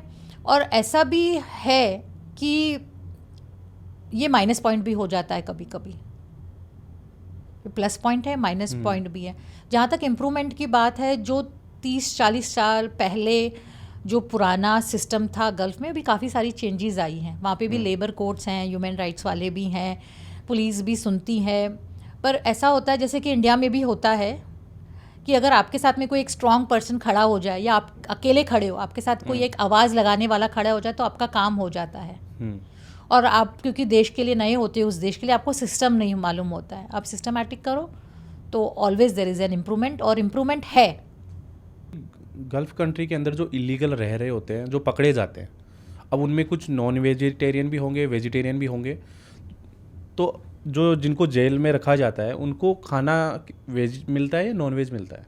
नॉन वेज मिलता है, वेजिटेरियन को भी? सबको एक ही प्रकार का खाना मिलता है वहाँ पे जेल में, वो नॉन वेज मिलता है। मैंने कुछ साल पहले इसको ट्वीट भी किया था कि जैसे यूरोप हो गया या यूएस वगैरह हो गया, तो वहाँ जो मुस्लिम्स हैं जेल में, उनको खाना मिलता है हलाल, मतलब वो जो मीट आता है वो हलाल। उनकी रिक्वेस्ट है कि हम ये मीट नहीं खाएंगे, हलाल। तो एक राइट है हर ह्यूमन का, तो उनको वहाँ पे वो हलाल खाना देते हैं। तो जो गल्फ़ में है या जो भी मुस्लिम कंट्रीज़ में वेजिटेरियन हमारे भाई बहन जो भी हैं, कुछ रीज़न से फंस गए होंगे या इलीगल या जो भी उनके ऊपर केस हो, तो वो उनका राइट्स है। मैं तो सरकार से ये अपील करूँगी कि उन लोगों को वेजिटेरियन खाना प्रोवाइड करवाया जाए, वो पर्टिकुलर सरकार के वहाँ पे एक जो भी प्रोसीजर होगा वो करके उनको भी उनका राइट्स मिले कि उनको वेजिटेरियन खाना मिले। तो अभी तक जो जेलों के अंदर है वो नॉन वेजिटेरियन ही खा रहे हैं? हाँ, वो ऐसा होता है कि चिकन का पीस होता है, करी होती है और चावल वगैरह, रोटी वगैरह होती होगी, तो चिकन विकन निकाल के, अब खाना है तो जीना है तो खाना ही पड़ेगा, तो खा लेते हैं लोग, और क्या करेंगे। जैसे आपने बताया कि गल्फ़ कंट्री में कुछ लोग इलीगल तरीके से भी रह रहे होते हैं, तो कई बार ऐसा भी होता होगा कि जिनका ये वीज़ा नहीं हो या पासपोर्ट नहीं बना हो, तो वो उनको समुद्र के थ्रू, पानी के थ्रू भेजा जाए, तो वहाँ पे भी फंस जाते हैं? नहीं, देखो, लैंड जो लैंड से आया हुआ है वो लैंड के थ्रू ही जाता है। आप बात कर रहे हो अगर सी फेरर्स की, जो नाविक जैसे बोलते हैं हिंदी में, जो जहाज़ पे रहते हैं लोग, उनके भी कुछ हद तक मैंने काम किया है उनके लिए भी। ये भी 2000 की स्टोरी है। और मुझे मनोज जॉय का फ़ोन आया था सेलर सोसाइटी से, और हम लोग ने बहुत सारे काम किए हैं साथ में। और सुशील राव ने ये स्टोरी लिखी थी शंकर राव के बारे में। नाइजीरिया में जहाज़ था पानी में, वो हाईजैक हुआ था, और जो शंकर राव थे उन्होंने कुछ दिन पहले कैप्टन, अच्छा, डाकुओं के थ्रू मतलब? हाँ, जो वहाँ के अफ्रीकन्स हैं, तो उन्होंने हाईजैक किया। काफ़ी स्टोरीज आती हैं अगर आप पेपर में देखो तो। मनोज जॉय ने मुझे कॉल किया था कि शायद आप किसी को नाइजीरिया में पहचानते हो, क्योंकि ईरान के काफ़ी काम मैंने मनोज जॉय के साथ में ये नाविक वालों के लिए किए हुए हैं। तो मैंने बोला नहीं पहचान तो छोड़ो, तुम मुझे काम बताओ। तो उन्होंने बोला एक लड़का है शंकर राव, और पायरेट्स ने उनके जहाज़ को अटैक किया था, और क्योंकि इसने वो कैप्टन फिलिप्स मूवी देखी थी तो वो इंजन रूम में जाके ये बैठ गया। तो इंजन रूम में जाके बैठ गया, और बाकी इंडियंस जो हाईजैकर्स लेके चले गए थे, उन्होंने जो डिमांड की थी, कंपनी वालों ने डिमांड देखी, उनको छुड़वा लिया और वो आ गए। और क्योंकि ये जहाज़ में छूट गया था, इनका जहाज़ वहाँ के नियरेस्ट पोर्ट पे चला गया, कोकोनट जेट्टी ऐसे कोई आइलैंड है वहाँ पे नाइजीरिया में। ये वहाँ एंट्री कर गया, तो इलीगल तरीके से जहाज़ को पोर्ट के अंदर लाए, इन पे केस हुआ और ये जेल में था। और उसके साथ अच्छा, में ये उन्होंने अपनी समझदारी के चक्कर में किया था, लेकिन हाँ, गलत फंस गए। वो जेल में था, तो उनकी बेल हुई। नाइजीरिया के 2 बंदे थे उसमें मेरे ख्याल से, तो उनको भी छोड़ दिया गया। तो वो तो अपने घर पे चले गए और केस क्लोज नहीं हुआ था। शंकर राव को वापस ले जाके उसी जहाज़ पे छोड़ दिया गया जहाँ वो जहाज़ खड़ा था। वो मेरे ख्याल से 1.5-2 साल वो लड़का अकेला रहा है जहाज़ पे। उसको जब मोबाइल चार्ज भी करना होता था तो वो तैर के उस तरफ जाता था, पोर्ट के करीब ही था, और वो चार्ज करके लेके आता था। जब मेरे पास उसकी तो फ़ोटो, वो नाविक लेके मतलब जहाज़ लेके वापस नहीं आ सकता? नहीं, वो तो कैप्टन होते हैं। ये वहाँ पे बंदा छोटा मोटा कुछ जहाज़ पे काम करने गया होता, कैप्टन और बाकी क्रू तो आ गया, फंस गए ये 3। तो बोट किस देश की थी वो? बोट भी नहीं बुलाई? नहीं, शिप है वो। अच्छा। वो शिप थी, बड़ी शिप होती है। शिप में ये लोग मर्चेंट नेवी वाले जो होते हैं, वो शिप थी। वो शिप वहाँ ही खड़ी थी, और मेरे ख्याल से शिप आई थिंक उसका ओनर तुर्किश था या फ्रांस का था, इन दोनों में से कहीं उसका ओनर था। लॉयर भी किया था, और इस बंदे को जहाज़ पे वापस लाके छोड़ दिया गया। जब मैंने इसको पहली बार शंकर राव को कॉल किया, मैंने बोला मैं आपको हेल्प करूंगी, तो वो हंसने लगा। वो बोलता है मैडम आपकी तरफ बहुत लोग आते हैं और हमको कॉल बैक नहीं करते। तो मैंने फ़ोन काट दिया। मैंने उसको दोबारा फ़ोन किया, मैंने बोला pack your bags, you are going home. तुम्हारी स्टोरी मुझे, वो कुदरती मेरे मुँह से ऐसे निकल जाता है और हो जाता है वो। मैं कोई बड़ा ऐसे कुछ मैं नहीं बोलूँगी I am very big personality, मैं बहुत छोटी मोटी ह्यूमन राइट एक्टिविस्ट हूँ। मैंने उसको ऐसे बोल दिया। उसके बाद मुझे बोलने लगा मैडम मेरे पास तो पैसे भी नहीं है खाने के लिए भी। ये जो नाइजीरियन लोग हैं मुझे ये नाइजीरिया का खाना ला के देते हैं, मैंने तो इंडियन फूड को अभी कितने महीनों से चखा नहीं है। तो मैंने वहाँ पे जो लोकल एक्टिव इंडियन संस्था थी वहाँ से कनेक्शन बनाया, उसको वहाँ के पैसे दिलवाए, कपड़े दिलवाए, खाना दिलवाया जहाज़ पे ही। उसके बाद जब मैंने पूरी उसकी केस की स्टडी करी और उसका लॉयर का नंबर निकाला, तो लॉयर बोलता है मैं तो कब से हेल्प करने के लिए रेडी हूँ, इंडियन एम्बेसी इसका रिप्लाई नहीं देती है। और शंकर राव घड़ी घड़ी फ़ोन करता है इंडियन एम्बेसी में, क्या हो गया। और शंकर राव था विशाखापट्टनम का, मतलब वो साउथ इंडियन लैंग्वेज थी, उसको प्रॉपर ना इंग्लिश आए ना प्रॉपर हिंदी आए, उससे कोऑर्डिनेशन भी बहुत डिफ़िकल्ट था। ये इंडियन एम्बेसी फ़ोन जिस नंबर पे करता था उन लोगों ने इसको ब्लॉक करके रख दिया। फिर मैंने कोऑर्डिनेट किया लॉयर से, इंडियन एम्बेसी एक्टिव हुई, इसको निकाला गया। जैसे मैंने बोला आउट पास, क्योंकि पासपोर्ट तो ऑलरेडी कंपनी के पास था, इसको आउट पास से ये फिर कोविड के दौरान इंडिया आया है। इसको दुबई तक का टिकट मिला था शंकर राव को, और क्योंकि ये 1.5-2 साल से वहाँ ही था, जहाज़ पे ही था, फिर दुबई से इसको हैदराबाद तक का टिकट मिला। फिर ये मुझे बोलने लगा मुझे हैदराबाद से विशाखापट्टनम जाना है, तो फिर मैंने इसको विशाखापट्टनम, वो मैंने मेरे एक्सपेंसिव पे इसको हैदराबाद से विशाखापट्टनम का टिकट करवा के दिया। यहाँ पे अगर प्रॉपरली इंडियन एम्बेसी जो नाइजीरिया में कोऑर्डिनेट कर लेती तो ये लड़का इतना फंसा हुआ नहीं रहता। और वो लड़के की भी आप बात सुनोगे तो आपको हंसी आएगी। वो जाने के बाद वो मेरे से 1.5-2-3 महीने रोज़ाना गुड मॉर्निंग गुड इवनिंग, मतलब कैसा होता है जब हम केस करते हैं तो एक रिलेशन बन जाता है सॉरी, एक रिलेशन बन जाता है कि भाई मेरे को पूछना है क्या हुआ क्या नहीं। तो मैंने उसको मैसेज किया कि how are you my son, कैसे हो। तो मुझे बोलने लगा नहीं मैडम वो ऐसा है कि अभी मैं ना मैसेज का जवाब नहीं दे सकता, मैं बहुत बिज़ी हूँ, मेरी शादी होने वाली। उसकी मंगेतर भी मुझे कॉल करती थी।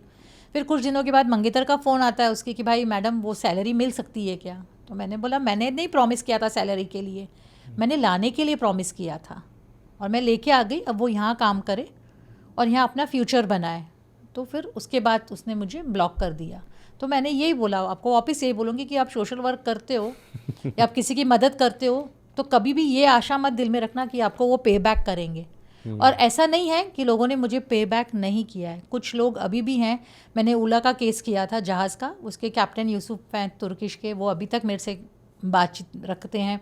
आकाश है और अपने कलकत्ता के मुखर्जी कैप्टन है, उन्होंने भी मुझे सहायता की थी। और जैसे मैंने नरेश और इसका अमजद का नाम लिया, तो कुछ लोग ऐसे हैं कि वो टच में रहते हैं और कुछ लोग होते हैं कि मैं उनको पूछती हूँ कि आपको मेरा नंबर किससे मिला, तो बोलते हैं मुझे XYZ ने दिया। जब मैं XYZ का नाम जानती हूँ तो मुझे याद आता है कि अच्छा फलाने फलाने केस में मैंने इसको हेल्प किया था। तो वो इतनी भी जहमत नहीं करते कि फ़ोन करके मैडम मैंने इनको नंबर दिया है। तो इसमें देयर इज़ नो थैंक्स। पर जो अच्छे होते हैं वो आपसे हमेशा रिश्ता बनाए रखते हैं और दे आर थैंकफुल, वो सही में अच्छे इंसान होते हैं। अच्छा, इसमें मतलब हम बात करें जैसे कई बार क्या है यहाँ से जॉब के लिए ले जाया जाता है बाहर, अब उनको काम कुछ अलग बताया जाता है, सैलरी अच्छी बता दी जाती है, लेकिन यहाँ से वहाँ जाने के बाद वो फंस जाते हैं। काम कुछ अलग प्रॉमिस किया था, काम कुछ अलग निकलता है और फिर उनको वो काम करना नहीं है, लेकिन वो 2 साल के लिए आए। तो मतलब इस कंडीशन में अपन क्या कर सकते हैं? देखो एक बार जाते हो आप तो वहाँ पे तो कंडीशन रूल्स एंड रेगुलेशन वही कंट्री का होता है। यहाँ पे आप प्रॉपर एजेंट पकड़ो। ये जो व्हाट्सअप यूनिवर्सिटी पे जो बैठे हुए हैं, जो फॉरवर्ड्स आते हैं, उन एजेंट के थ्रू नहीं जाना है आपको। प्रॉपर एजेंट है जो लाइसेंस लेके बैठा है, प्रॉपर रिक्रूटिंग करता है, उसके ऊपर कोई केस वगैरह ना हो, उसके थ्रू जाएं। कभी कभी ऐसा भी होता है कि कोई रिश्तेदार है तो उसके थ्रू भी जाते हैं, तो वो भी ना जाएं। प्रॉपर अगर आप पैसे भर के जाना है तो एक प्रॉपर चैनल से जाएं, वो प्रॉपर एजेंट आपको प्रॉपर चैनल से भेजेगा। बहुत ज़रूरी होता है आप कोई भी एजेंट से जाएं तो आप इंडियन एम्बेसी का एक एग्रीमेंट बनता है एम्प्लॉय और लेबर का, वो अटैच होके आता है इंडियन एम्बेसी से। अब उसके लिए ज़रूर रिक्वेस्ट करें, वो एक इम्पॉर्टेंट डॉक्यूमेंट होता है आपके लिए। आप अपना अधिकार दे रहे हो, जैसे कि आप इंडियन एम्बेसी इन्वॉल्व है उस चीज़ में, तो आप वो प्रोसीजर से जाओ तो कोई प्रॉब्लम नहीं होता। आप कोई भी ऐसे अरे गहरे एजेंट के थ्रू जाते हो, वो एजेंट ने कभी ना गल्फ देखा होता है, ना वो बॉम्बे से बाहर गया होता है। अगर राजस्थान का होगा तो राजस्थान से भी बाहर नहीं जाएगा। वो दादागिरी टाइप वाला एजेंट होता है और वो वहाँ पे भी कोई ऐसे एजेंट को पहचानता है, वो लेके जाते हैं और लोगों को फंसाने का काम करते हैं। जैसे हम देखते हैं कई बार कुछ लोग स्टेटस लगाते हैं, कुछ लोग इंस्टाग्राम पे सोशल मीडिया पे देखते हैं, स्टोरी लगाते हैं कि 50 वर्कर की ज़रूरत है, वहाँ पे इतना पेमेंट मिल जाएगा, और डायरेक्ट कांटेक्ट करके वो भिजवाते हैं। तो ऐसे हम कैसे क्रॉस चेक करें? देखो जब अगर आप सोशल मीडिया यूज़ करते हो, अगर इनकेस आप कोई, मैं ऐसा है नहीं पर ऐसा एक प्रोसीजर होना चाहिए हर कंट्री में जहाँ हमारे वर्कर्स जाते हैं गल्फ़ में, कि अगर आपको कुछ भी ऐसा डाउट लगे कि ये वीज़ा जो है वो डुप्लीकेट है, तो इंडियन गवर्नमेंट ने एक ऐसा प्रोसीजर रखना चाहिए कि इंडियन एम्बेसी जो भी कंट्री में हो, हेल्प डेस्क हो, बाय कॉल हो या ईमेल हो, और ये वीज़े की कॉपी भेजे उनको, और वहाँ से वो इंक्वायरी करे कि वाकई में ये कंपनी है या नहीं। बेशक उसकी कुछ फ़ीस रख लें, तो इससे क्या होगा, वो आदमी सेफ होगा जाने वाला। और जो टाइम कंज्यूमिंग होता है, जैसे अभी एक आदमी को हम लोग हेल्प करते हैं तो हम भी 10 लोगों को फ़ोन करते हैं, तो हम जैसे लोग भी इन्वॉल्व नहीं होंगे, वो डायरेक्ट इंडियन एम्बेसी से हो जाएंगे। अगर इंडियन एम्बेसी तो इंडिया में रखो आप, आजकल तो डिजिटल इंडिया है। वो अलग बात है कि डिजिटल इंडिया पे आप 20 ईमेल कर दो, कोई भी डिपार्टमेंट में आपको जवाब नहीं आता है, पर है तो सही डिजिटल इंडिया। एक ऐसा प्लेटफॉर्म हो जहाँ पे लोग ये सारी चीज़ें इंक्वायरी करके जाए। जो भी हिंदुस्तानी यहाँ से इंडिया से जाता है तो इमिग्रेशन डिपार्टमेंट से उसको वहाँ पे इंडियन एम्बेसी का नंबर, हेल्पलाइन नंबर दिया जाए, ताकि अगर वो जाए, उसको कोई भी प्रॉब्लम हो, वो डायरेक्ट अपनी एम्बेसी में कांटेक्ट करे। हम अगर ये सोचते हैं आप कि हम लेबर कैटेगरी में जा रहे हैं और हमारी कंट्री की कोई वैल्यू नहीं है, ऐसा नहीं है। हमारे लेबर्स दिए जा रहे हैं और हम वहाँ से पेट्रोल भी तो ले रहे हैं, हम बायर भी तो हैं। तो हमारे लेबर्स को राइट मांगने का सरकार का काम है। सरकार इस विषय पे काम क्यों नहीं करती, जबकि लेबर्स बैकबोन है हमारी कंट्री के। वो जो कमा के पैसा भेजते हैं तो इंडिया में ही भेज रहे हैं। वो इतना परेशान होते हैं कि मतलब मैं आपको समझा नहीं सकती हूँ। तो स्टार्टिंग से शुरू कीजिए, यहाँ से, अपने देश से। जो एजेंट्स हैं उनके थ्रू प्रॉपर चैनल से वो जाएं। इतनी सारी डॉक्यूमेंट्री बनती हैं हमारे देश में, तो इसके ऊपर भी एक डॉक्यूमेंट्री बनाई जाए, अवेयरनेस हो, कैंपेन हो छोटे छोटे। साइन जी, हम अगर यहाँ एक मूवी की बात करते हैं जो 2024 में रिलीज़ हुई थी नेटफ्लिक्स पे, द गोट लाइफ करके है नाम। हाँ। तो उसमें क्या होता है कि वो यहाँ काम कर रहा होता है, उसको लालच दिया जाता है कि बाहर पैसे ज़्यादा कमा सकते हैं।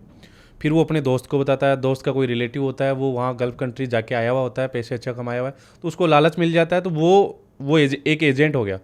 अब उसने वो पैसे भी ले लिए और उसको भेजा गल्फ कंट्री या कहीं पे भी भेज दिया। अब वहाँ पे जिसके लिए वो भेजा था वो मिला नहीं और कोई उसे दूसरा उठा के ले गया।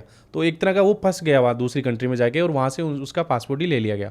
अब वहाँ अगर कोई फंस जाता है गल्फ कंट्री या किसी भी कंट्री में फंस जाता है, क्या क्या जरिया है जिसके थ्रू वो वापस निकल सकता है वहाँ से? देखो, ये जो फिल्म आई है ये बहुत साल पहले पहले की स्टोरी है जो अब रिलीज़ हुई है ना। अभी तो मैंने आपको बोला कि बहुत सारी सुविधाएं हैं। उसी सिलसिले में मैंने आपको पहले जवाब दिया कि जैसे इंडिया से बंदा जाता है, इमिग्रेशन डिपार्टमेंट है, इमिग्रेशन डिपार्टमेंट पे ही अगर हमारे लेबर्स को एक छोटा सा पेपर पे या एक कार्ड उनको दे दिया जाए, अगर आपको कोई प्रॉब्लम है तो आपको इंडियन एम्बेसी को कॉल करना है। अगर उस वक्त ये होता तो वो लेबर फंसता नहीं। और उस वक्त का टाइम ऐसा था कि हकीकत ये स्टोरी रियलिटी है और कुछ सालों पहले हुई भी है कि जो ये हाउसमेट्स वगैरह हैं, डोमेस्टिक वर्कर्स वाले हैं, कभी कभी कंपनी वाले भी आके 4-4, 5-5 घंटे, स्पेशली जो ये डोमेस्टिक वर्कर्स हैं उनको लेके आके ये लोग एयरपोर्ट पे घंटों घंटों छोड़ देते थे, कोई रिसीव करने वाला नहीं होता था। उस पिक्चर में भी यही आता है, जो उसका स्पॉन्सर होता है उसको रिसीव करने नहीं आता है तो उसको कोई भलता ले जाता है। और वो जो एंड में जो जेल से छूटता है वो इसलिए छूटता है, अगर वो उसका खुद का स्पॉन्सर होता तो वो उसको वापस ले जाता। वो उसका स्पॉन्सर नहीं होता इसलिए वो उसको छोड़ देता है और वो डिपोर्ट हो जाता है वो। तो वो उसको अभी ऐसा नहीं है। अभी जहाँ तक मैं कुवैत की बात करूँ तो जब तक उनका स्पॉन्सर नहीं आता है, एयरपोर्ट से उनको बाहर नहीं भेजा जाता है, और अगर 24 आवर्स ऐसे लगता है कि और लेट होने वाला है तो उनको होटल में भेजा जाता है। फिर स्पॉन्सर आता है, होटल का चार्ज देता है और अपने हाउसमेट को घर पे लेके जाता है। मान लीजिए ऐसे नहीं फंसा, वो ऐसे फंसा है कि कंपनी से भाग गया, हाँ, वीज़ा एक्सपायर हो गया, हाँ, पासपोर्ट खो गया, अब निकलना है तो कैसे हाँ, मैं भी वो बताती हूँ। कंपनी से भाग मतलब कोई डिस्प्यूट हो गया वहाँ पे, लड़ाई झगड़ा हो गया, कुछ हो गया। देखो, डिस्प्यूट एक बात है, मैंने आपको अभी थोड़ी देर पहले भी बोला था कि जाते हैं तो बाबू सोना वाला अभी जो माहौल चल रहा है, तो मेरा बाबू तू मेरा सोना, आ जाओ, वो उसमें भी आ जाते हैं, उसमें भी भाग जाते हैं कंपनी से। कभी कभी डिस्ट्रीब्यूट भी हो जाता है, भाई नहीं काम करना है, मेरा दिल नहीं कर रहा है, बस मुझे घर जाना है, ये भाग जाते हैं। भाग के अगर ये प्रॉपरली उसी दिन इंडियन एम्बेसी आए, अपनी कंप्लेंट लिखाएं, अपनी पासपोर्ट कॉपी दें। इस शोन में भी एक शोन मतलब लेबर कोर्ट में भी एक कंप्लेंट होती है। उसके बाद वो प्रोसेस फॉलो करते हैं और उनको बहुत सारे लोग आते हैं इस चैनल से, उनको डिपोर्ट कर दिया जाता है कि 2-4 दिन वो जेल में रहते हैं वहाँ पे। उसको डिपोर्टेशन सेंटर बोल सकते हैं, जेल नहीं बोल सकते, क्योंकि उन्होंने कुछ इतना बड़ा क्राइम नहीं किया है। वो 5-6 दिन में वापस अपने देश आ जाते हैं। बहुत सीधा है। आपको ये आप अगर इस दिमाग से भागे हो कि मैं घर से भाग रहा हूँ और बाहर जाके ज़्यादा कमाऊँगा, तो आप इंडियन एम्बेसी फिर 6-7-8-9 महीने में पहुँचते हो। समझ लीजिए मैं सर्वाइव ही नहीं कर सकता। और जो विक्टिम होते हैं वो हम जैसों को ढूंढ लेते हैं, या सीधा इंडियन एम्बेसी, हम उनको गाइड कर देते हैं, आप एम्बेसी जाओ, वहाँ से आउट पास बनाओ, 5 KD लगता है। मैं तो ये भी रिक्वेस्ट करूँगी सरकार से कि इतना वेलफेयर फंड होता है इंडियन एम्बेसी के पास से, तो ये आउट पास का 5 दिनार क्यों चार्ज लगाते हो? फ्री सर्विस दो उनको, ये लोग भी कमा के इंडिया भेजते हैं पैसा। और मैं एक, जैसे कि वहाँ पे डेथ हो जाती है काम करने वालों की, तो जहाँ पे उनके स्पॉन्सर्स वगैरह जैसे अब्सकॉन्डिंग जैसे भागे हुए हैं तो उनके स्पॉन्सर केस कर देते हैं, तो स्पॉन्सर की जिम्मेदारी ख़त्म हो जाती है। तो डेथ हो जाती है तो फिर स्पॉन्सर टिकट नहीं देता है डेड बॉडी भेजने के लिए।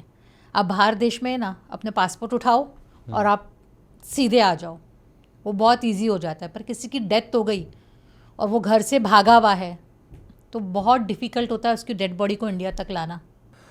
एक चैलेंज की मैं बात करूंगा, जो गाँव में रहते हैं, जो जिनको पता है वो सारी चीज़ें कर लेते हैं, जिनको नहीं पता वो कैसे करें। जैसे कोई कमाने गया है, वहाँ किसी की डेथ हो गई, अब घर वाले उसे कैसे वापस लेके आ सकते हैं, किनके थ्रू आ सकते हैं, क्या प्रोसेस रहती है। एक तो वो हो गया, कंपनी के थ्रू गया तो कई बार कंपनी टिकट करवा देती है, सारी प्रोसेस भी करवा देती है। लेकिन अगर कंपनी से भाग गया तो क्या करना है, और कहीं घूमने गए हुए तो डेथ हो गई, उसने इंश्योरेंस नहीं कर रखा, तो क्या कैसे रहेगा प्रोसेस। पहले मैं आती हूँ, अगर कोई घूमने गया है tourist, it's a very awareness, एक मतलब लोगों में जागरूकता होनी चाहिए। आप दूसरे देश में जा रहे हो, ट्रैवलिंग इंश्योरेंस होता है, वो करवाना ज़रूरी है। वो हर एक आपका एक्सीडेंट भी कवर करता है और खुदा ना खास अगर डेथ होती है तो वो भी कवरेज हो जाता है। तो वो आप टूरिस्ट वीज़े पे कोई भी कंट्री में जाओ, उसकी कीमत भी कुछ ज़्यादा नहीं होती है। आप इतने पैसे खर्चा करके वहाँ एंजॉय करने के लिए जा रहे हो तो अपनी सेफ्टी का भी ध्यान आपको रखना बहुत ज़रूरी है कि आप इंश्योरेंस करके जाओ। तो एक तो वो चीज़ हो गई। दूसरी ये होती है जो अब्सकॉन्डर्स होते हैं कि जैसे कंपनी से भाग गए, जैसे ही वो भागते हैं तो एक अब्सकॉन्डिंग केस लगा देती है कंपनी, खली वली, जो ज़्यादा करके यहाँ पे वर्कर्स के इसमें एक लैंग्वेज है कि खली वली केस हो गया। तो उसके बाद कंपनी अपने हाथ उठा लेती है, उसकी ज़िम्मेदारी ख़त्म हो जाती है। तो उस टाइम पे प्रोसीजर ये होता है कि उनके जो जान पहचान वाले हैं, जो भी हैं, जिस रूम में रहते हैं वो इंडियन एम्बेसी में जाके इन्फॉर्म करे कि ऐसे डेथ हो गई है। और वहाँ पे ऑफिसर्स हैं इंडियन एम्बेसी ने, हर जहाँ पे हमारे देशों में इंडियन एम्बेसी है वहाँ पे 24/7 ये लोग हेल्प के लिए रेडी रहते हैं और वो आपको स्टेप बाय स्टेप प्रोसीजर बता देते हैं। और अगर ये भी एक प्रोसीजर है, अगर ऐसा होता है कि पैसे नहीं हैं तो कितने केसेस में आता है लोग चंदे करके उनकी डेड बॉडी को भिजवाते हैं। पर अगर आप इंडियन एम्बेसी में भी ईमेल करो कि इनका कोई आगे पीछे करने वाला खर्चा नहीं है, फैमिली से भी ऐसे हैं, इतने दिन से भागे गए थे, तो सरकार भी कभी कभार मतलब 100 में से एक केस में टिकट इंडियन एम्बेसी की तरफ से मिल जाती है। लेकिन यहाँ परिवार को लगता है कि मेरे मतलब जो भी रिलेटिव था उसकी डेथ नॉर्मल नहीं हुई है, किसी ने मर्डर किया है, किसी ने मार दिया, तो वो कैसे वो FIR कर सकता है या पोस्टमार्टम कैसे जांच करवा सकता है। वहाँ पे जहाँ पे डेथ का सवाल होता है ना, तो वहाँ पे प्रॉपर कार्रवाई होती है। अगर आप गूगल करोगे कोई के अगर न्यूज़पेपर्स वगैरह के बारे में, तो कितने कोयती हैं उनको सज़ा मिली है अगर उन्होंने अपने खद्दामा का, जैसे कि हाउसमेट वगैरह का मर्डर किया है। कितने कोयतीज़ हैं जिन्होंने ऑपरेशन बोल रही हूँ, एक्सीडेंट वगैरह किए हैं, तो उनको उनके ऊपर भी केस हुआ है। फिर वो पैसे दे के, वो ब्लड मनी दे के छूट जाते हैं, वो बात अलग है। पर इंसाफ होता है, बहुत रेयर होता है, क्योंकि कैसा होता है कि सुसाइड कर लिया, सुसाइड दोनों हाथ से ताली बजती है। एक आदमी के पास काम नहीं है, घर पे परदेश में है, वो पैसे नहीं बेच पा रहा है। लोग, यहाँ के लोग नहीं समझते जो यहाँ रहते हैं, उनको बस खर्चे का पैसा चाहिए। वो बहुत प्रेशराइज करते हैं, बहुत ज़्यादा। और वो आदमी फंसा हुआ है क्योंकि वो वहाँ से भागा हुआ है, उसके पास कोई रास्ता नहीं है। तो एंड ऑफ द डे वो क्या करेगा, वो क्या करेगा? मरना किसी को पसंद नहीं होता है, सारे लोग स्ट्रांग भी नहीं होते, तो वो सुसाइड करता है। स्ट्रांग होता है वो वापस आ जाएगा, वो आ जाएगा, वो या तो फिर वो उस जगह पे खड़े होकर वो लड़ेगा, कुछ ना कुछ रास्ता निकालता है। रास्ता हमको ही निकालना है। सुसाइड जो करता है, मैं तो सोचती हूँ वो बहुत ज़्यादा बुज़दिल होता है। बड़ी मुश्किल से इंसान का जीवन मिलता है, आप उसको छोटी छोटी चीज़ों के लिए वेस्ट नहीं कर सकते। और प्रोसीजर ये है कि आपको इंडियन एम्बेसी के कांटेक्ट में आना है किसी तरीके से। आजकल तो गांव में एक आधा बंदा तो होता ही है जो पढ़ा लिखा होता है, क्योंकि मैं कभी कभी केस करती हूँ, मैं तो ऐसा होता है कि मुझे लैंग्वेज भी नहीं आती होती, पर वहाँ कोई ना कोई एक हिंदी या इंग्लिश बोलने वाला मिल जाता है। तो आप उसकी वेबसाइट पे जाइए इंडियन एम्बेसी के, वहाँ से नंबर निकालें और वो कोऑर्डिनेट करें। It's very easy. और जहाँ तक अगर आपको लगता है कि हमारे परिवार वालों के साथ में ऐसा हुआ है, तो भी आप इंडियन एम्बेसी में ईमेल करके और पूरा के पूरा उनसे इंक्वायरी ले सकते हैं। वहाँ इंडियन एम्बेसी बैठी है। वो ज़्यादातर के लोग तो ये मानते हैं कि वो लोग काम नहीं करते, पर ऐसा भी नहीं है कि काम नहीं होता है, काम होता है। तो वो लोग आपको जस्टिफिकेशन करके दे देते हैं। ये सेम केस अगर कोई फंसा है तो यही सेम प्रोसेस उसमें रहेगी? आपको इंडियन एम्बेसी जो है वहाँ पे, मैंने बोला कि कोई कोई केसेस में वो हेल्प नहीं करती है। जैसे मैंने आपको अभी रेप केस का बताया, उसको जाना ही था, उसमें मैंने इंडियन एम्बेसी की हेल्प नहीं ली। अटेम्प्ट टू रेप वाले में मैंने खुद कर लिया। कुछ कुछ केस ऐसे होता है, अगर मैं करप्शन की बात करूं तो बाहर रह के भी करप्शन होता है। जो कंपनी होती है बड़ी बड़ी, उनको एम्प्लॉय चाहिए होता है, उनका कोटा सिर्फ 100 लोगों का पास होता है, तो वो एक लमसम पैसे दे के अंडर टेबल एम्बेसी से, कोई भी एम्बेसी हो, उससे वो कोटा आगे करवा लेते हैं। एम्बेसी को गिफ्ट दिया जाता है। फिर अगर वो पर्टिकुलर कंपनी की कंप्लेंट आती है तो एम्बेसी वाले कुछ नहीं सुनते।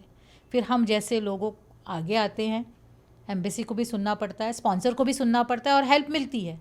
और सभी करप्टेड नहीं बैठे हैं, कुछ होते हैं जिनको करप्शन का लहू लग जाता है, तो वो करते हैं। ऐसे केसेस भी हुए हैं, पकड़े भी जाते हैं। साइन जी, हम लास्ट में अगर बात करें, ये आज का हमारा जो टॉपिक है, पॉडकास्ट है, किसको लेकर है, क्या उद्देश्य है इसका आपके हिसाब से?